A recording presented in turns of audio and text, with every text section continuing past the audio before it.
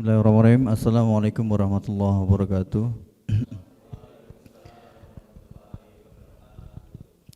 Alhamdulillah. Alhamdulillahilladzi arsala rasulahu bil huda wa dinil haqq liyudhhirahu 'ala ad-dini kullih wa kafa billahi shahida. Asyhadu an la ilaha illallah wahdahu la syarika lah wa asyhadu anna Muhammadan 'abduhu wa rasuluh. Allahumma salli ala sayyidina wa habibina wa maulana Muhammad wa ala alihi wa sahbihi wa sallam. Qala Allah ta'ala fi kitabihil karim, Al-yawmal akmaltu lakum dinakum wa atmamtu alaikum ni'mati wa raditu lakumul islam madina. Alhamdulillah, segala puji bagi Allah Subhanahu wa taala yang sudah banyak sekali melimpahkan rahmat karunia sehingga pada hari Jumat ini alhamdulillah kita bisa melaksanakan kajian, kita menambah ilmu sebagaimana yang sudah diperintahkan oleh Allah dan Rasulullah Muhammad sallallahu alaihi wasallam, bahwa kita sebagai seorang muslim berkewajiban untuk menuntut ilmu. Thalabul ilmi faridatun ala kulli muslim. Menuntut ilmu hukumnya wajib bagi setiap muslim, ya. Dan kewajiban ini wajibnya fardu ain, ya. Wajib bagi setiap individu, bukan fardu kifayah. Kalau fardu kifayah itu kan wajib ketika sudah ada yang melaksanakan kemudian gugur bagi yang lain. Nah, menuntut ilmu ini hukumnya wajib. Maka ini patut kita syukuri, salah satunya dengan mengucapkan alhamdulillah. Salawat dan salam semoga selalu tercurah limpahkan kepada baginda Nabi Allah Muhammad sallallahu alaihi wasallam, kepada keluarga, para sahabat, para tabi'in, tabi'ut tabi'in hingga kepada para pengikutnya insyaallah istiqomah hingga akhir zaman. Allahumma amin. Taib, seperti biasa ya, nanti akan disampaikan materi oleh beliau Al-Ustadz Jumanto LC. Kemudian juga saya ingatkan kepada teman-teman untuk menyiapkan pertanyaan, ya. Kalau nanti senyap tak tunjuk, ya. Saya tunjuk nanti kalau senyap. Begitu ya. Mungkin izin juga Ustaz, nanti kita diberikan waktu untuk menyampaikan pertanyaan begitu seperti halnya kemarin. Baik, langsung saja ke inti materi nanti disampaikan oleh Ustadz Juman, kepada beliau fadhal masykurah.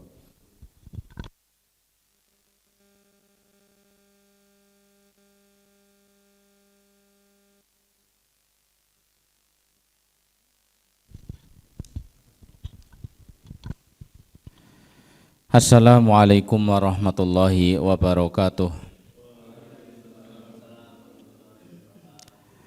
Alhamdulillahi rabbil alamin, wa bihi nasta'inu ala umurid dunya waddin, wa nusalli wa nusallim ala sayyidil mursalin nabiyyina wa habibina wa syafi'ina sayyidina Muhammadin wa ala alihi wa sahbihi ajma'in.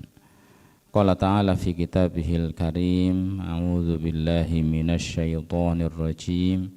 Ya ayyuhalladzina amanu ittaqullaha haqqa tuqatih wa la tamutunna illa wa antum muslimun.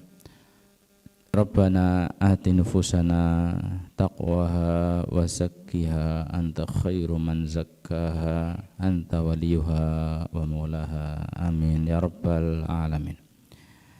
Teman-teman sekalian yang dirahmati Allah Subhanahu wa taala, alhamdulillah kita bersyukur pada Allah Subhanahu wa taala atas segala nikmat yang Allah limpahkan pada kita. Sholawat dan juga salam semoga selalu tercurah bagi junjungan kita Rasulullah Muhammad sallallahu alaihi wasallam. Alhamdulillah pagi hari ini kita bisa bermajelis kembali, bagian daripada thalabul ilmi. Thalabul ilm fardhatun ala kulli muslim, ya, kewajiban bagi kita semua. Man salaka tariqan yaltamisu fihi ilman sahalallahu lahu tariqan ilal jannah. Siapa yang menempuh jalan untuk menuntut ilmu, Allah akan mudahkan jalan menuju surga. Ini diantara upaya kita untuk selamat di dunia dan di akhirat. Nikmat yang sangat besar, panjenengan difasilitasi ya untuk belajar, bagian daripada waktu untuk kerja ya, tapi sambil mengisi keimanan juga bisa agak sedikit rehat dari pekerjaan, berada di majelis yang merupakan taman-taman surga di dunia. Ini kenikmatan di atas kenikmatan ya, jadi dimanfaatkan sebaik-baiknya. Semoga aktivitas kita diberkahi, diridhoi dan betul-betul membawa manfaat dunia dan akhirat. Amin ya rabbal alamin. Nah, teman-teman sekalian, kita lanjutkan pada tema kemarin. La ilaha illallah sudah maknanya, syarat-syaratnya, rukunnya, syarat-syaratnya.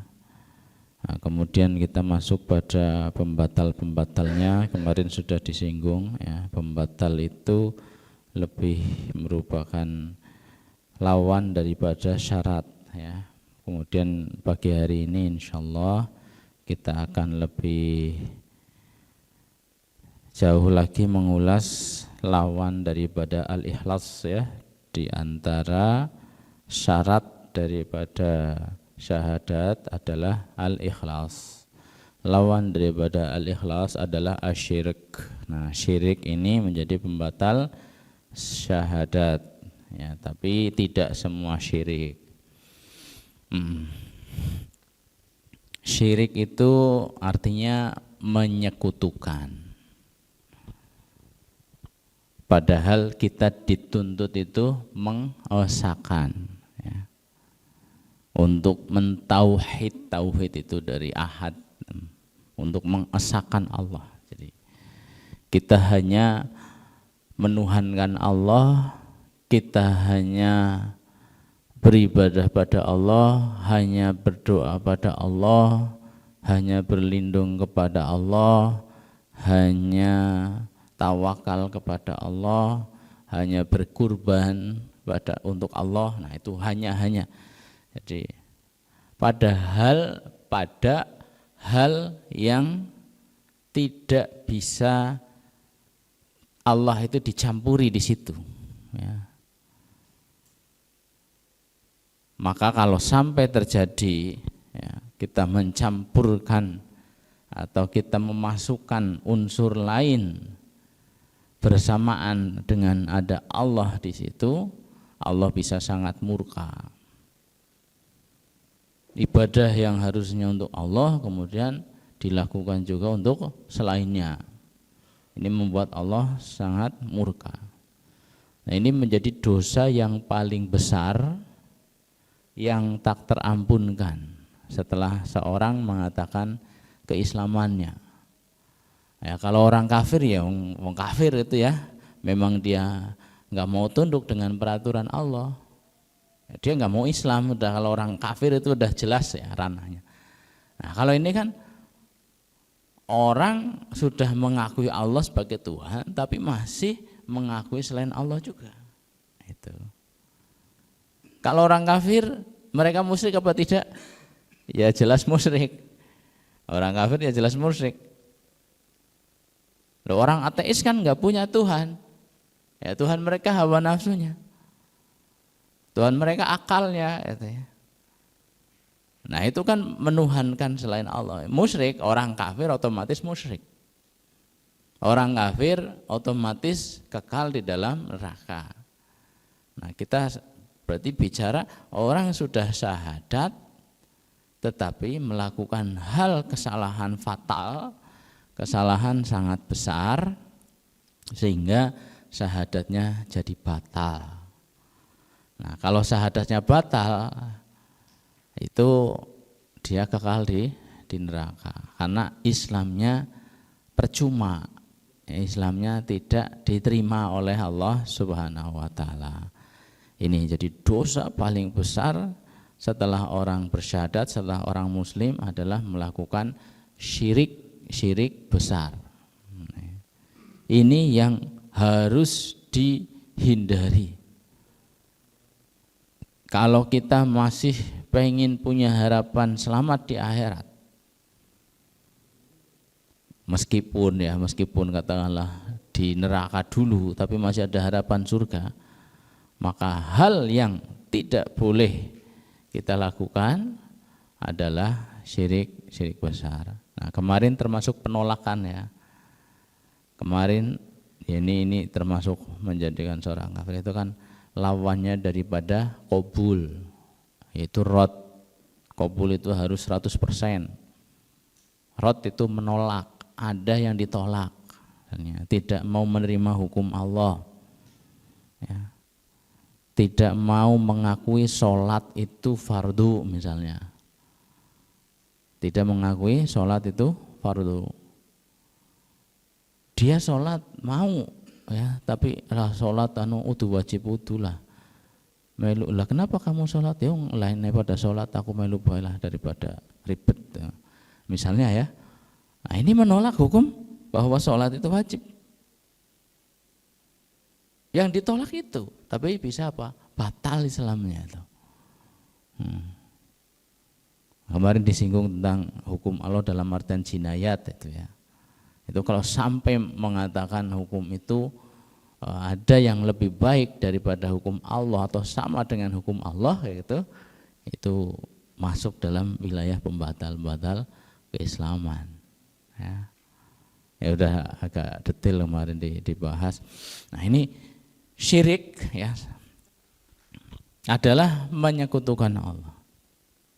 Khairi ilaihi nazil.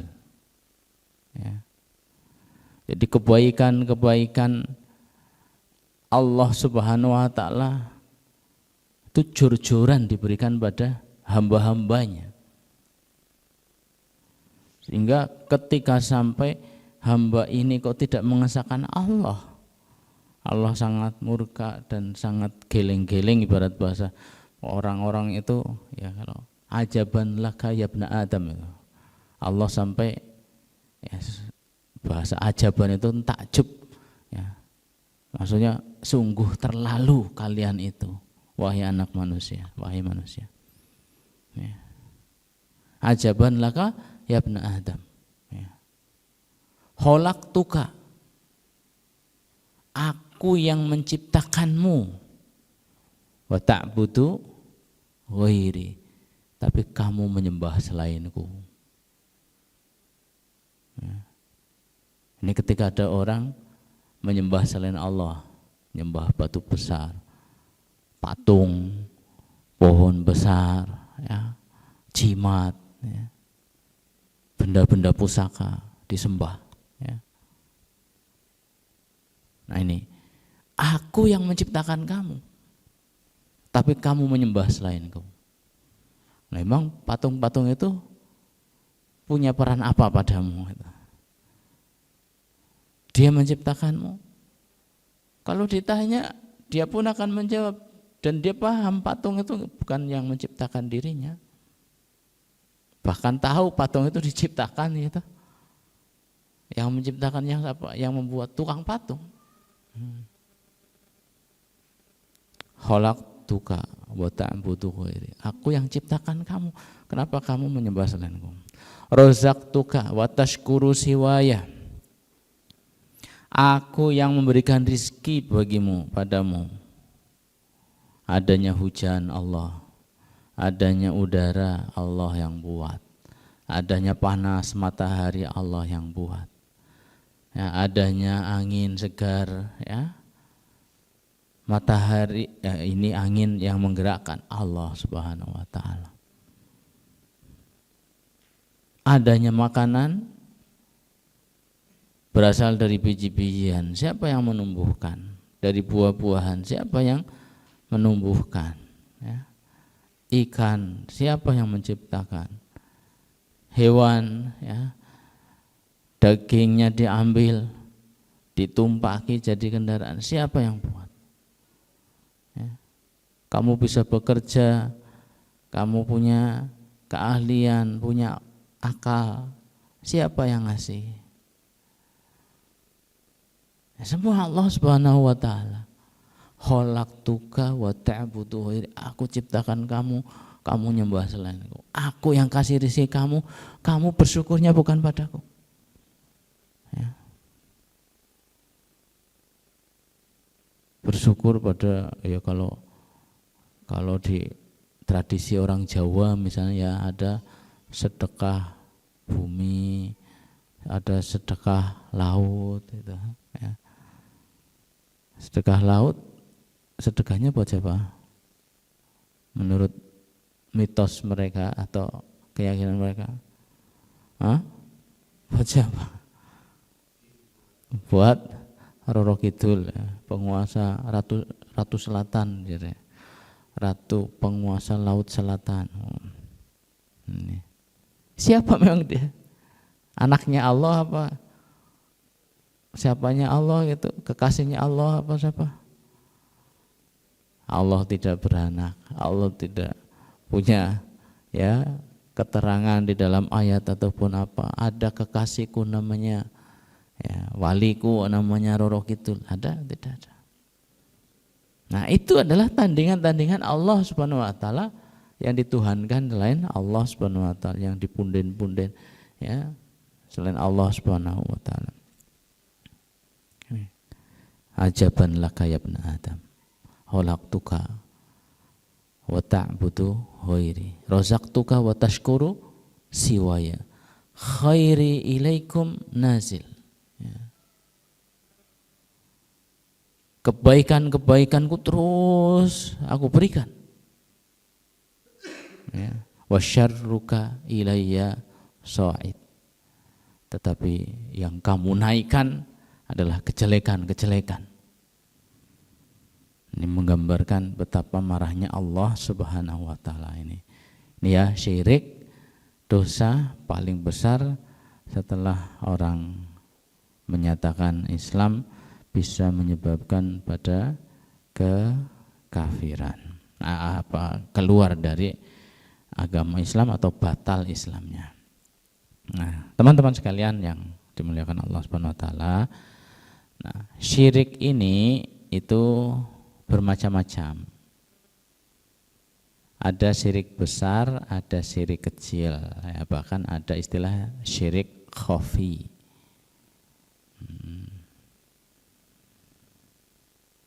Sekecil-kecilnya syirik tetap menjadi dosa besar, apalagi syirik besar. Jadi bahasa umumnya adalah kemaksiatan, ya, maksiat atau perbuatan pelanggaran. Maksiat itu aso itu tidak taat. Syirik termasuk maksiat. Ya, tapi maksiat itu biasanya dibagi menjadi dua, ya, kabair sama shaghair. Dosa besar kabair, ya, shaghair itu dosa kecil. Nah, syirik itu tidak masuk di situ. Syirik dibikin bab sendiri, ya. Itu syirik disebut bab sendiri. Karena apa? Ini lebih bahaya, ya, di atasnya kabair. Ya, sehingga kalau kita gabung semua kemaksiatan itu, pertama syirik, ya, kedua kabair, dosa-dosa besar, ketiga shaghair, dosa-dosa kecil. Jelas ya, ini semua adalah kesalahan. Paling pertama syirik, kedua kabair. Ketika soghair, soghir dari kata sohir, kabair, kabir itu besar, Allahu Akbar.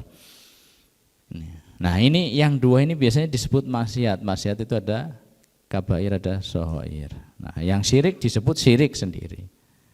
Ya. Tetapi maksiat itu sebenarnya juga bisa dikatakan syirik secara umum. Ya. Makna syirik secara umum itu bisa mencakup pada kemaksiatan, kabair ataupun soghair.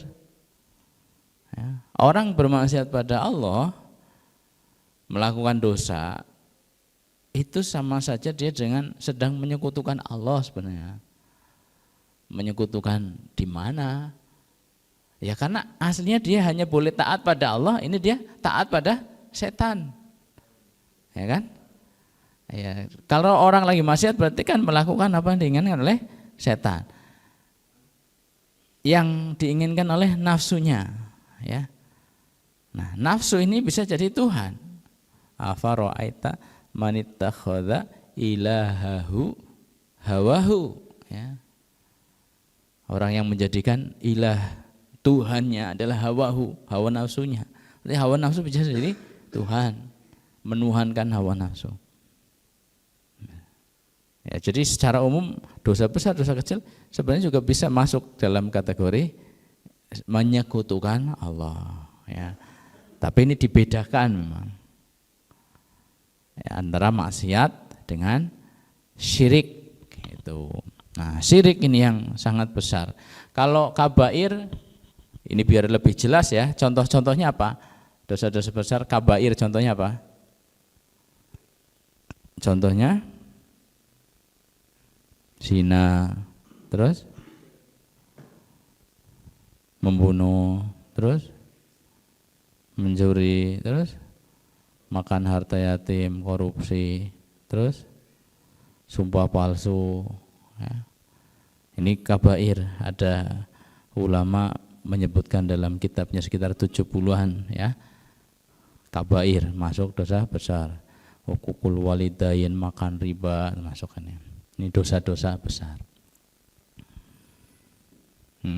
Nah, nanti ada hadis yang menyebutkan ijtanibus sab'al mubiqat. Jauhilah 7 dosa yang menghancurkan. Berarti dosa-dosa di situ disebutkan asyirku billah juga syirik gitu ya. Ya memang syirik itu dosa.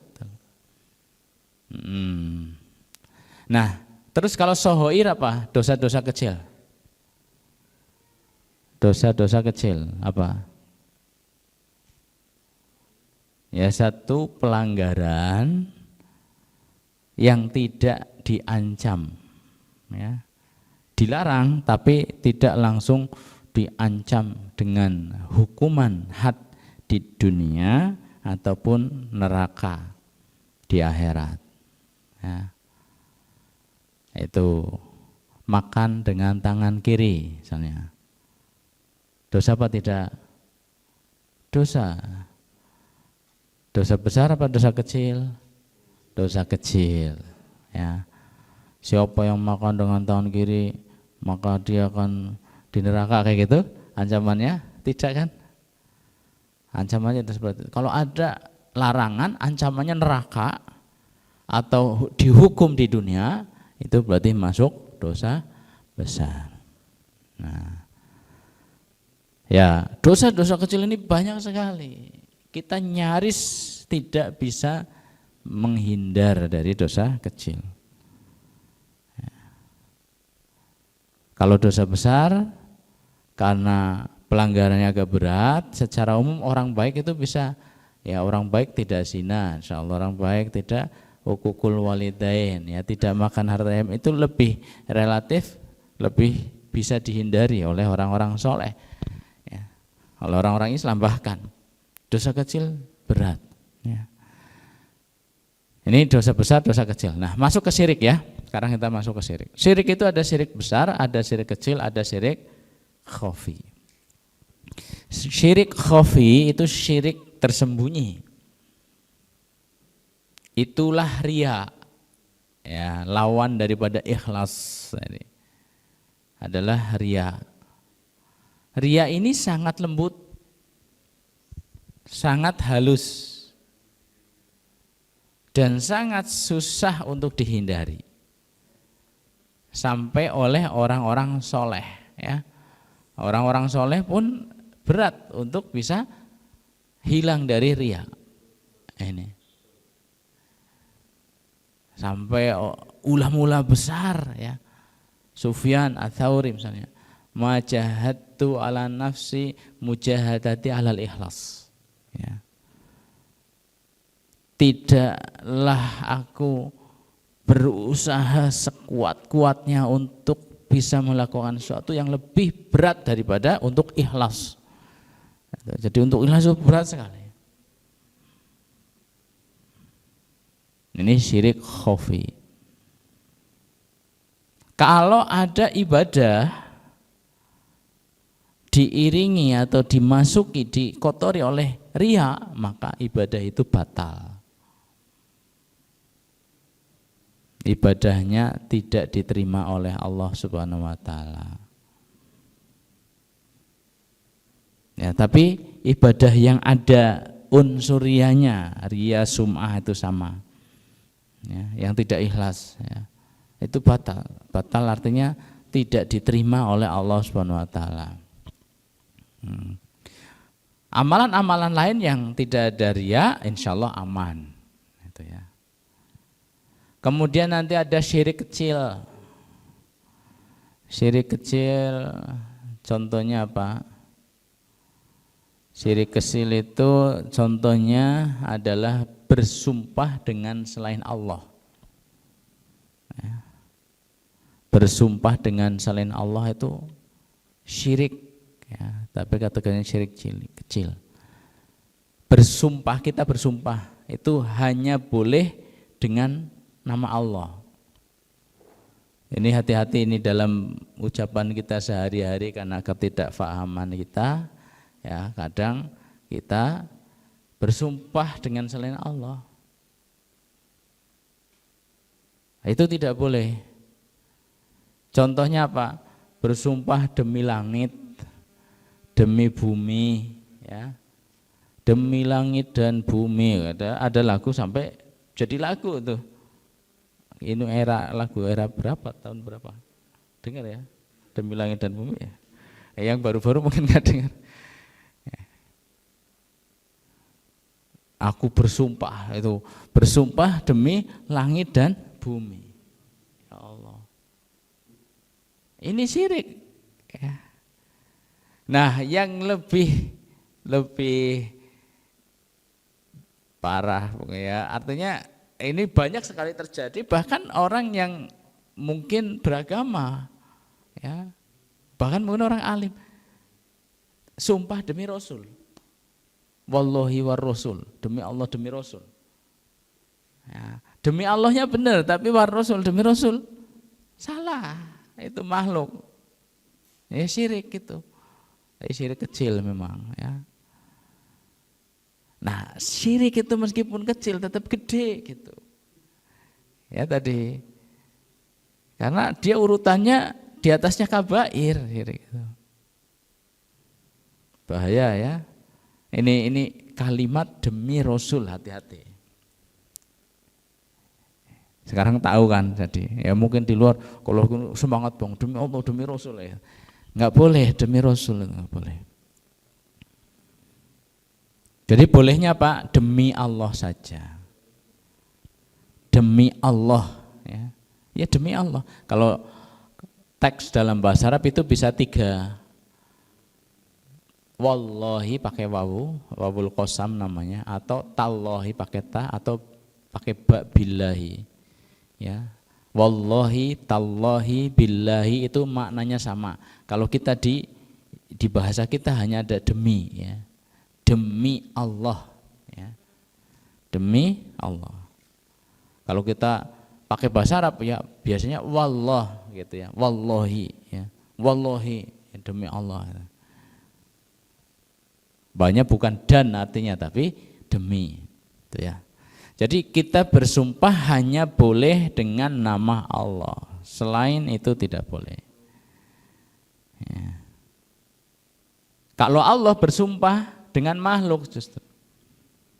Allah banyak menggunakan makhluk-makhluk dalam sumpahnya. Wadduha walaili idza saja, itu Allah bersumpah dengan waktu duha, bersumpah dengan malam apabila gelap. Ya. Kemudian wal asr itu ya, wasyamsi wadduhaha walaili idza yaghsha wan nahari idza tajalla dan seterusnya. Ini Allah menggunakan sumpah-sumpah, watini wazaitun, itu sumpah-sumpah. Nah, sesuatu yang dipakai dalam sumpah Allah Subhanahu wa taala menunjukkan bahwa sesuatu itu adalah sesuatu yang besar, sesuatu yang penting, ya.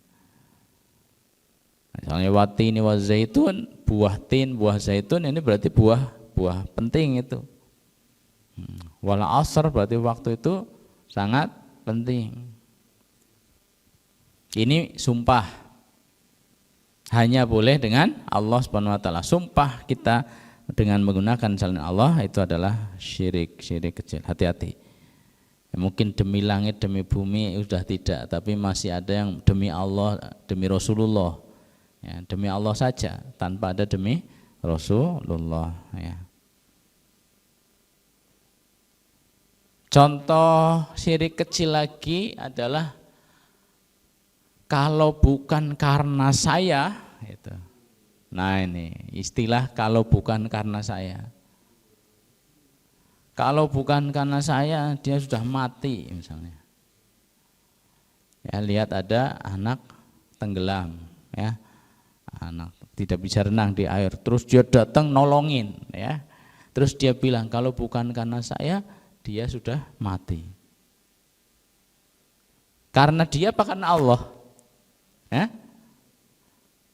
Dia selamat tadi yang tenggelam karena dia apa karena Allah? Karena Allah. Lah dia yang nolongin kan? Iya, tapi dia itu hanya sebagai wasilah saja. Siapa yang menggerakkan dia untuk datang ke situ sehingga tahu kejadian? Satu. Siapa yang membuat dia mampu untuk menolong? Kalau tiba-tiba dia kram juga, tiba-tiba dia lumpuh, bisa nolong? Tidak kan? Nah, jadi dia hanya sebagai wasilah saja, yang menyelamatkan itu Allah. Jadi kalimat nek orang aku tuli misalnya ya, kalau bukan karena saya, ini kalimat syirik, ini bahaya.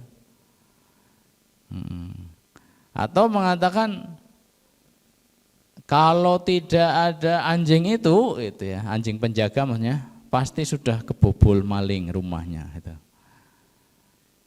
Ya, nanti makna sejenis ya kalimat-kalimat itu banyak.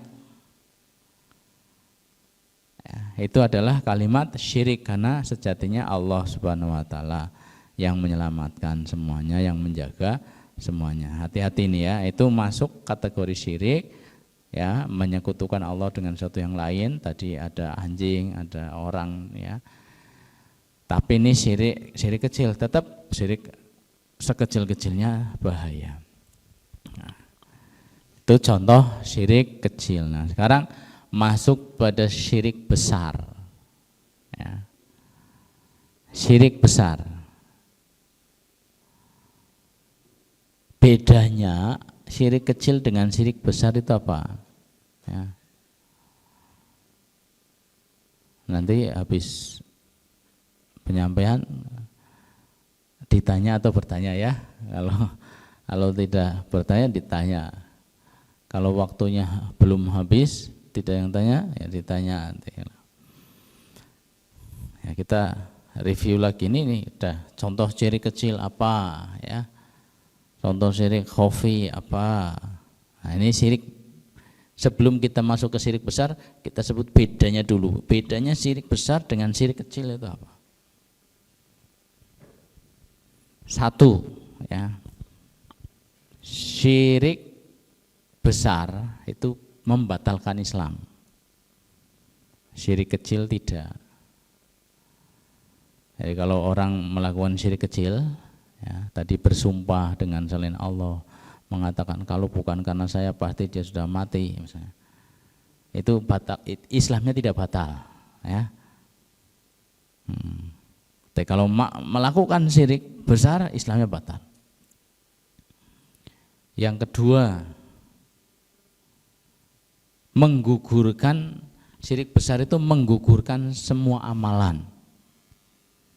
Syirik kecil tidak, ya. Atau syirik khafi itu tidak. Menggugurkan semua amalan bagaimana? Kalau ada orang melakukan syirik besar, ya, maka semua amalnya itu tidak diterima.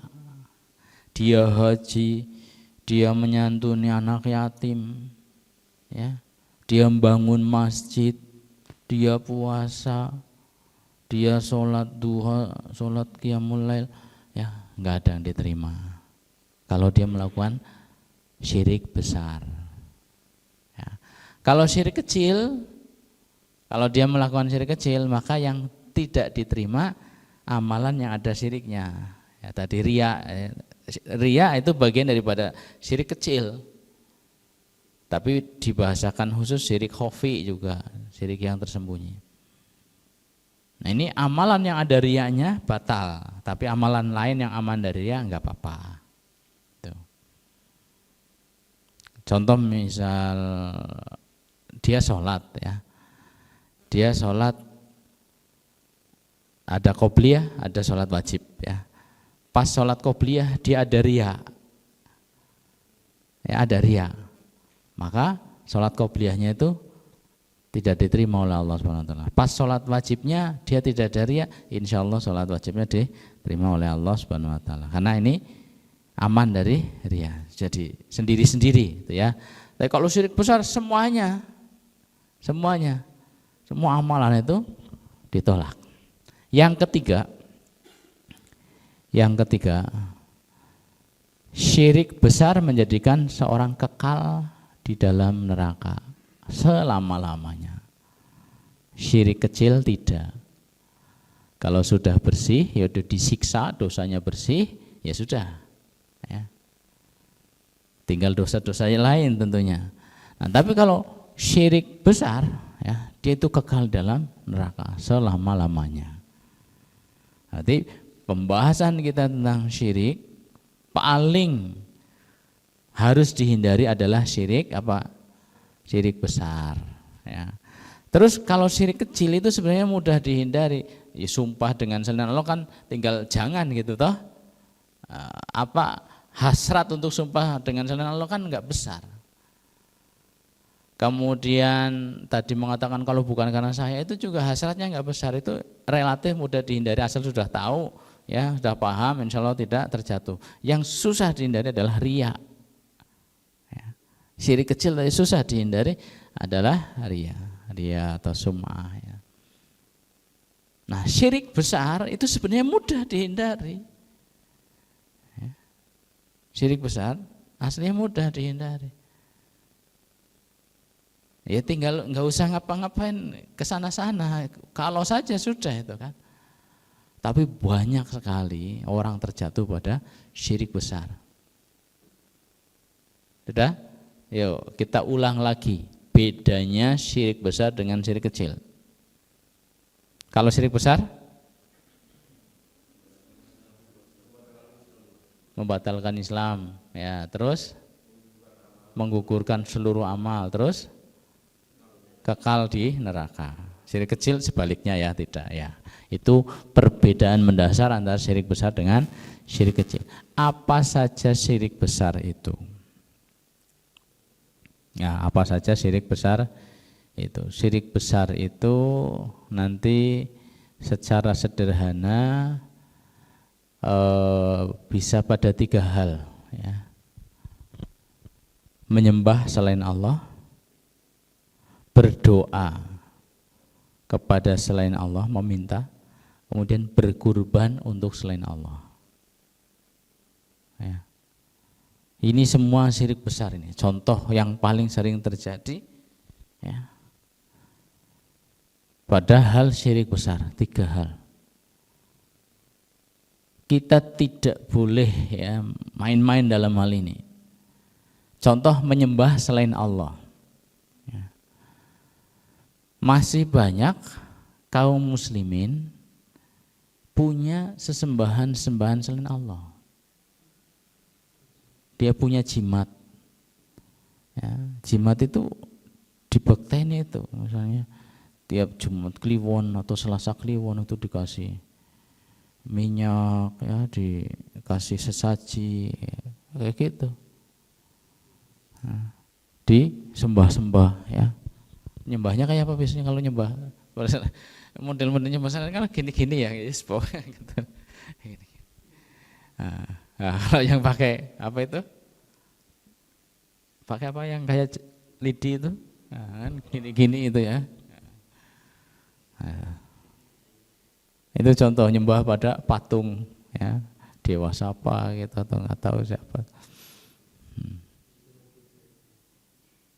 Datang ke tempat keramat tertentu, ya. Biasanya kongsiannya itu dengan dukun, ya.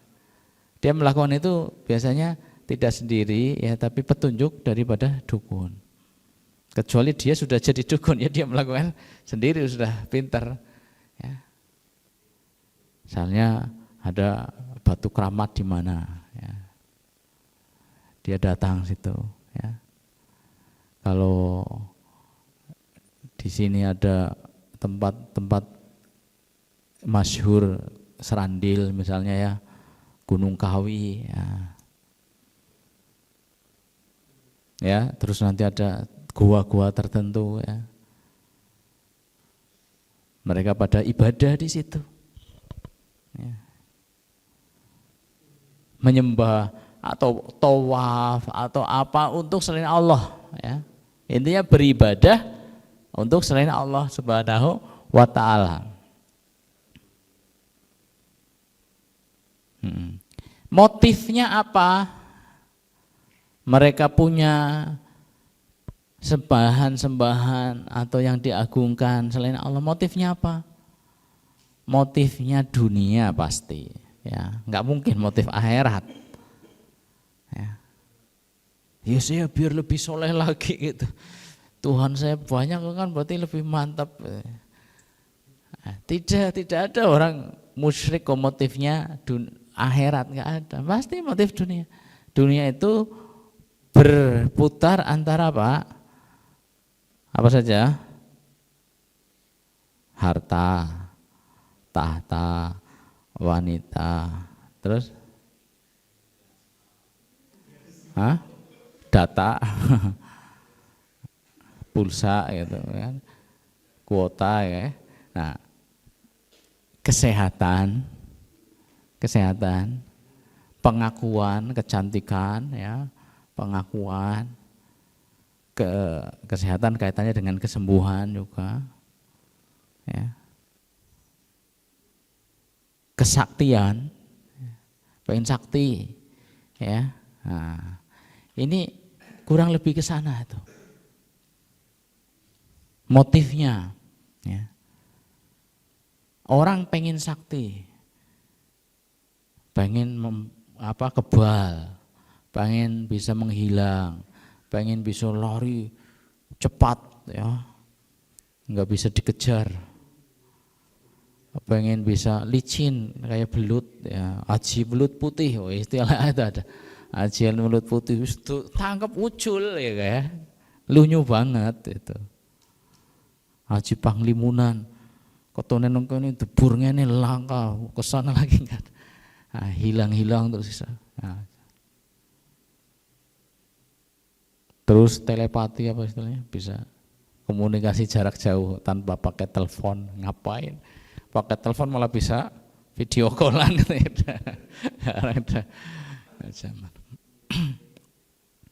Iya, itu contoh kesaktian. Orang untuk mendapatkan kesaktian itu biasanya mengorbankan akidahnya, mengobati jarak jauh. Ini mijet tapi orangnya di sini, gitu, mijetnya pakai tenaga dalam istilahnya. Ini ada nggak dalam Islam Rasulullah? Ya. Kalau mau ya didoakan gitu kan, doa. Ini tidak ada istilah tenaga dalam. Pukulan jarak jauh, misalnya jeder, langsung jamnya remuk. Ya, ada kayak gitu. Oh, kalau ada ilmu-ilmu kayak gitu enak ya. Dulu Rasulullah pasti paling sakti gitu. Ya.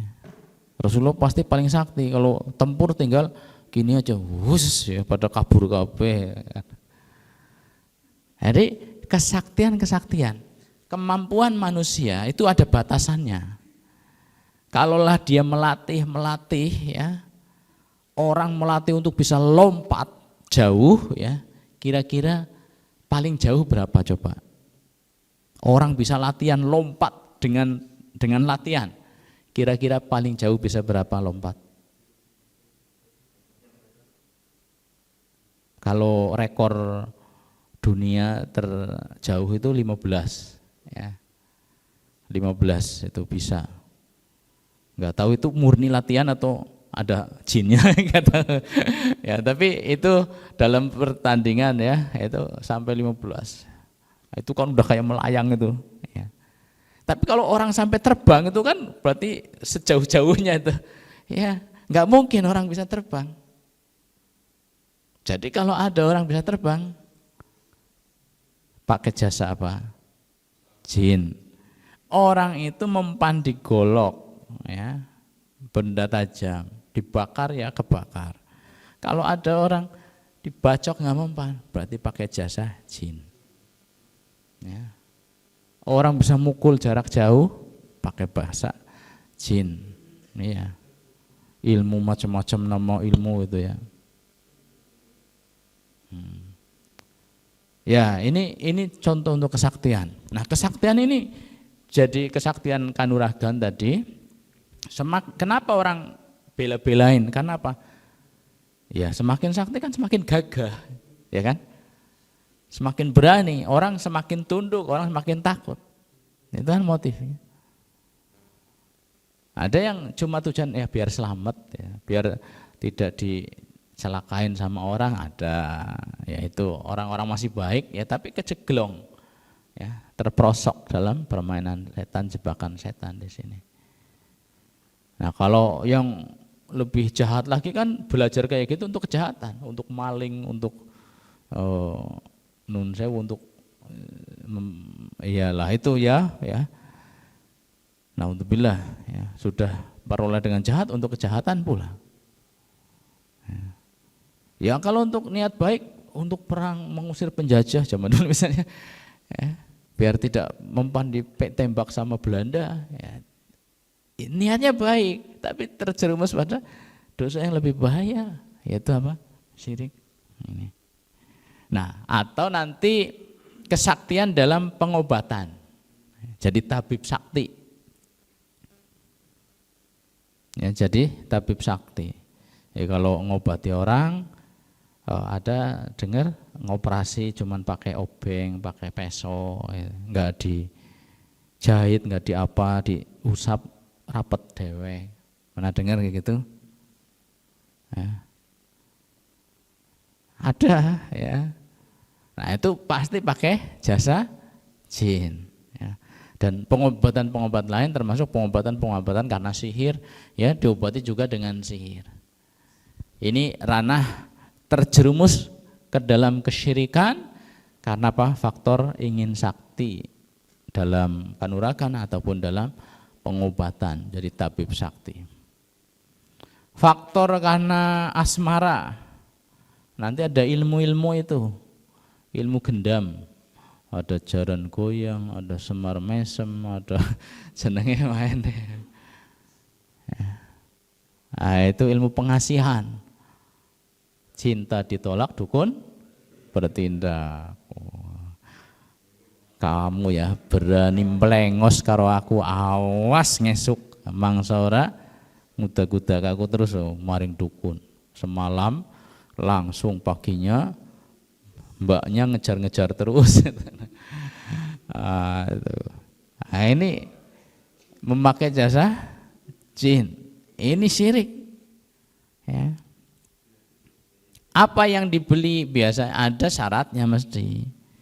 Ya, jin mau membantu ada syaratnya. Ya, enggak gratisan enggak. Ya, mesti minta syarat. Nah, itu Terus nanti karena harta, ya Allah, pengen sugih, bisa ke penglarisan, bisa ngingut tuyul, ya, ini ngingut tuyul kayak apa ya, prosedurnya beli apa gimana, ya soalnya itu penglarisan, ya, jasa dukun. Untuk usahanya biar laris, ya, untuk ya intinya kekayaan lah, sumber kekayaan. Ini pakai jasa dukun, otomatis nanti dibantu oleh para jin-jin itu. Ya. Untuk jabatan, ya, biar ben pilihan lurah, ben dadi lurah, pilihan bupati, ben dadi bupati, ben dadi. Ya. Terus daftar ada promosi jabatan misalnya biar jadi mendapat posisi, ya, kepala dan lain-lain, pakai dukun. Ya. Ini untuk jabatan. Untuk kewibawaan, sudah punya jabatan biar wibawa, biar orang-orang itu pada segen, ya, ada, ya, dukun lagi. Ya. Ini untuk harta terkait, ya. Kemudian untuk jabatan, ya, untuk kewibawaan. Untuk apa lagi? Asmara tadi sudah, ya. Nah, ini orang ke dukun untuk sembuh dari penyakit. Ya, dia udah berobat kemana-kemana, nggak sembuh-sembuh, dituduhi ke sana aja itu ada dukun sakti, hanya ke sana. Pasti sembuhnya tidak. Tapi banyak yang udah pada sembuh, dia coba ke sana. Ya. Atau karena apa? Menghilangkan pengaruh-pengaruh jelek, usahanya disantet terus, ya, diguna-guna, dijailin sama orang, dia ke dukun untuk melepas. Ya, itu sama, jatuh. Nah, ini teman-teman sekalian, ini contoh-contoh pintu-pintu kesyirikan melewati jalur perdukunan. Nah, ini semua masuk kategori syirik besar. Itu jelas bukan Allah, bukan malaikat. Ya, bahkan ada istilah dukun putih nanti. Dukun putih itu apa? Kiai pakai jubah, pakai serban, ya, tasbih, ya, amalannya kamu begini, bangun malam begini, ya, beli minyak wangi. Minyak wangi ini itu harganya 12 juta, ya, minyak wangi ini. Ya. Nah, kemudian nanti pakai ayat-ayat, ya, ini bawa nana ditanam di sini. Datangnya ke kiai, petunjuknya apa? Dikasih ada, intinya ada, misalnya ayat kursi misalnya, ditulis, nih tanam sana. Suruh tanam di mana? Di depan kamar mandi. Kurang ajar apa enggak? Ini ayat loh, ayat Allah. Ditanam di depan kamar mandi. Berarti orang bolak-balik nginjak-injak gitu, di tempat kotor pula. Ya. Ini kalau datangnya ke kayak gitu, kiai, istilahnya kiai. Ya. Persyaratannya kelihatannya Islam itu, nyatanya bagaimana? Ayat itu kan, tapi menghinakan ayat justru. Dan itu banyak juga. Wong-wong sing ngaji jere ora doyan dukun, tapi datang ke kiai yang seperti itu sama, itu dukun. Ada yang istilah wali-wali, ya, wali. Kalau wali itu berarti orang sakti, ya. Kalau orang ahli ibadah kayak apapun tapi nggak punya karomah, nggak punya kesaktian, karomah kan identik dengan kesaktian, itu nggak disebut wali, ya. Jadi wali itu identik dengan yang aneh-aneh. Ya. Ini pemahaman yang salah kaprah tentang wali. Nah, pokoknya kalau nggak punya keanehannya bukan wali gitu. Tapi kalau ada aneh-aneh wali. Ya, ini waktu kita habis, insya Allah masih kita sambung, ya, masalah ini pada pertemuan berikutnya. Ini hal-hal yang sangat mendasar dalam agama kita. Jadi kalau kita pengen selamat, apa yang kita bahas ini hal-hal yang sangat-sangat mendasar. Ya, kalau itu bisa diamalkan, ya, dipahami, diamalkan, ya, insya Allah, ya, kita sedang berjalan pada keselamatan insya Allah. Ya, Sementara itu dulu yang saya sampaikan. Saya sisakan waktu beberapa menit, ya, barangkali ada yang bertanya silakan.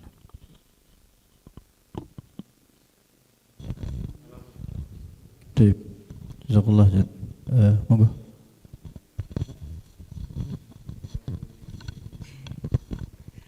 Assalamualaikum warahmatullahi wabarakatuh. Perkenalkan, nama saya Muhammad Darul Anam dari Telkom University Purwokerto. Izin bertanya, sekarang kan masih kayak ada istilah kayak petilasan, terus juga kayak Habib atau segala macam itu kayak minta air terus dicelupin gitu. Itu masuknya syirik atau enggak, Pak? Terima kasih. Dalam dunia pengobatan itu dalam Islam itu kan masih masuk ke arah ranah pengobatan, bisa ya. Dalam dunia pengobatan Islam itu ada pengobatan yang syirik, ada pengobatan yang halal, ada pengobatan yang haram, ya. Pengobatan yang haram itu pengobatan dengan menggunakan sesuatu yang haram, ya. Misalnya pengobatan dengan air kencing, nah, ada kan kayak gitu, itu najis. Nah, najis itu ya haram. Pengobatan dengan hati monyet misalnya, atau apalah yang haram-haram itu nggak boleh jadi obat. Jadi kalau mau berobat ya dengan yang halal. Lah kan darurat, Ustaz. Darurat kata siapa? Memang obat hanya itu. Kalau mau udah haram ya jangan mikirkan itu sebagai obat, cari yang halal. Ada habatus sauda, ada apa. Kalau masalah sembuh tidak sembuh kan yang menyembuhkan Allah. Ya toh? Iya, yang menyembuhkan Allah. Tidak ada istilah obat dewa kalau minum pasti sembuh. Istilah saja udah obat dewa, itu udah syirik istilahnya. Mendewakan sesuatu. Nah, ini kemudian ada pengobatan yang syirik, ya.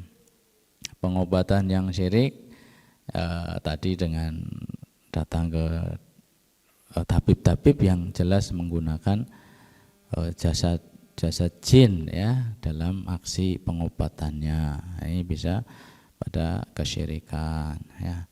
Nah, nanti ada yang haram juga adalah sesuatu yang tidak logis. Yang haram itu sesuatu yang tidak logis, tidak masuk akal, dan juga tidak ilmiah. Tidak masuk akal, tidak ilmiah. Ilmiah tidak, masuk akal ya tidak. Contohnya apa? Pengobatan seperti itu tidak masuk akal. Contohnya apa? Misalnya ada pengobatan itu suruh pakai apa ya, jahit tanah misalnya apa gitu, yang tidak ada hubungan dengan kesembuhan, nggak ada. Jadi mitos lah bahasanya, ayah mitos. Tapi buktinya kalau kayak gitu jadi mari gitu. Contohnya apa ya biasanya di lapangan itu? Kalau apa terus diobati apa? Nah itu. Nah itu pakai kayak mitos-mitos, secara ilmiah nggak ada, ya, tapi diyakini bisa mengobati, ya. Ini tidak bisa dibuktikan secara ilmiah. Nah, kemudian tidak syar'i, ya. Meskipun bentar, kalau misalnya secara ilmiah diare diobati pakai apa? Biasanya pakai pupus jambu klutuk misalnya, ya. Nah, secara ilmiah terbukti apa tidak? Terbukti, berarti boleh, gitu. Nyambung, ya. Nah, kemudian tidak, kan tadi tidak masuk akal, ya. Kemudian tidak ilmiah, itu tidak boleh. Nah, sekarang tidak masuk akal, ya, tidak ilmiah, bukan tidak masuk akal, tidak ilmiah. tapi diizinkan oleh syariat. Ini yang tapi syar'i. Contohnya apa? Ruqyah. Ada orang keracunan atau disengat binatang berbisa, kemudian cuman dibaca-baca. Ya, cuman dibaca-baca. Secara ilmiah nyambung apa tidak? Tidak nyambung, ya.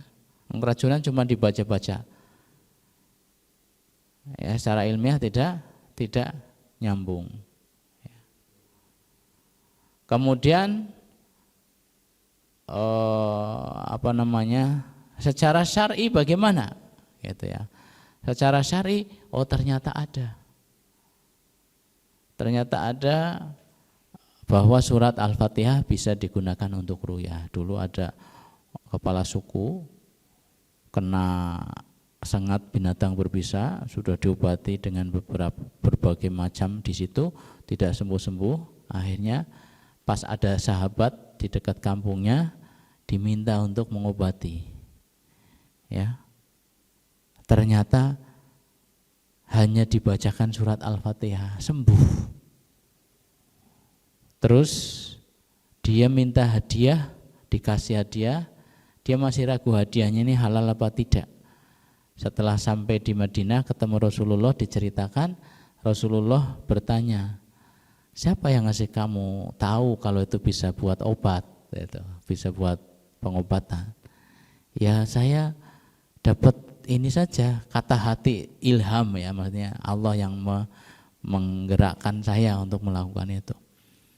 Karena sebelumnya Rasulullah belum mengajari. Ya. Nah, tapi kemudian oleh Rasulullah didiamkan, artinya itu boleh. Ya. Bahkan Rasulullah minta bagian daripada hadiah itu, berarti halal, itu boleh. Nah, ini tidak ilmiah, tapi syar'i. Gitu. Maka yang seperti itu boleh. Nah, sekarang kembali ke ini ya, air minum tadi. Ponari sweat ya. Ya, ada istilah ponari sweat ya. Dulu ada ponari, kemudian pokoknya orang datang bawa air, terus dia punya batu toh, celup ya, nanti jadi air ajaib. Ya. Nah, itu ilmiah apa tidak? Tidak ilmiah toh? Terus syar'i apa tidak? Ilmiah tidak jelas. Ya. Syar'i apa tidak? Tidak. Bukan ruqyah. Nah, boleh apa tidak kayak gitu? Diyakini ini jadi obat mujarab. Ya. Boleh? Tidak boleh. Nah, udah kalau ke situ arahnya tidak syar'i, tidak ilmiah, maka jatuh pada pengobatan yang haram. Kalau diyakini macam-macam bisa jatuh kepada syirik. Ya. Haram, pertama haram, itu jelasnya haram itu. Berobat dengan cara seperti itu, ponari sweat ya, itu haram. Kemudian bisa ke arah syirik, bisa. Ya. Kalau meyakini ada kekuatan gaib istilahnya, ya. Nah itu.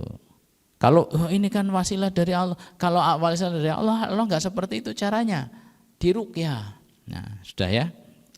Nah terus sekarang fenomena seperti kalau ada sholawat apa mafia, ini sholawat mafia ya, mafia sholawat. Itu saya nggak pernah lihat, tapi katanya nanti pada bawa botol ya. Terus nanti diapakan lah itu di sana sama syekhnya itu, terus nanti harganya macam-macam, ada yang maharnya 100.000, ada yang maharnya 1 juta, ada yang maharnya 5.000, ya macam-macam. Nah itu fenomena apa itu? Boleh apa tidak? Itu antum paham itu kira-kira ruqyah atau apa sih ya? Gitu. Oh itu kan air sholawat, ya bisnis tadi ya. Lebih pada bisnis ya. Air sholawat ya. Kalau yang syar'i enggak seperti itu maksudnya caranya. Itu mungkin bukan baca macam-macam ya, mungkin bacanya sholawat, tapi bisa jadi macam-macam. Antum tahu ada pengobatan barkun kerok-kerok itu, ya kerok-kerok. Tapi istilah sendiri barkun pakai tanduk ya. Tapi ada komunitas namanya barkun, ya. Itu saya pernah dikasih tahu katanya, ya selain di kerok-kerok itu ada doa. Dan doanya di situ itu nyebut ya siapa, bukan Allah. Ya titik-titik. Bukan Allah yang disebut. Nah bisa jadi ini yang sholawat kok kayaknya jadi ampuh banget gitu ya. Air sholawat itu kok jadi ampuh banget. Bisa jadi sholawatnya ada tapi ada yang disebut selain Allah, bisa jadi. Wallahu alam itu sih maksudnya ada fenomena-fenomena seperti itu sehingga airnya bisa betul-betul kok kayak sakti banget. Nah, ya. Ada sesuatu yang tidak wajar, bisa jadi. Ya intinya disampaikan yang syar'i ada, tidak ilmiah tapi jelas tuntunannya, ya itu berarti syah secara syar'i, namanya ruqyah. Air ruqyah, bagaimana caranya air ruqyah itu? Caranya, antum mau apa? Antum misalnya sakit ya, datang ke saya misalnya, Ustaz saya sakit ini, tolonglah di ruqyahkan. Nah, bisa saya ruqyah lewat air. Caranya ini saya baca, ya baca Al-Fatihah, baca kulhu, ya kul a'udzu birabbil falaq, kul a'udzu birabbin nas, ya baca ayat kursi misalnya, ya. Nah, kayak gitu. Saya enggak ngeludah ya, cuma kayak gitu. Nafas, namanya nafas. Ini sudah jadi air ruqyah. Ya, silakan antum minum, ya. Bismillah. Penyembuh itu hanya Allah. Ya, ini sebagai wasilah. Secara ilmiah enggak terbukti atau enggak nyambung, tetapi secara syar'i ini ada tuntunannya. Nah, silakan diminum. Mau sembuh mau tidak ya terserah, itu Allah yang menyembuhkan. Nah, ternyata sembuh. Ini namanya ruqyah. Seperti ini boleh? Boleh. Itu. Yang seperti ini boleh. Tapi yang fenomena ponari tadi tidak boleh. Fenomena kayak sholawatan tadi tidak boleh. Nah, yang mirip dengan Habib atau apa itu ke situ sebenarnya. Jadi samar antara ruqyah atau bukan. Ya. Karena kalau ruqyah perlakuannya enggak seperti itu. Kalau ruqyah murni, ini kok kayak ruqyah tapi kayak bau mistisnya juga ada. Itu ya nanti. Ya, bau mitosnya atau mistisnya ada. Jadi itu wallahualam, artinya memungkinkan ke sana, tapi bisa jadi masih murni itu adalah ruqyah. Itu nanti tergantung kasus per kasus, itu tidak bisa digeneralisir. Wallahualam bishawab. Ya. Cukup satu pertanyaan.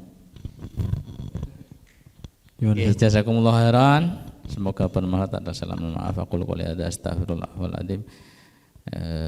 Wassalamualaikum warahmatullahi wabarakatuh. Waalaikumsalam warahmatullahi wabarakatuh.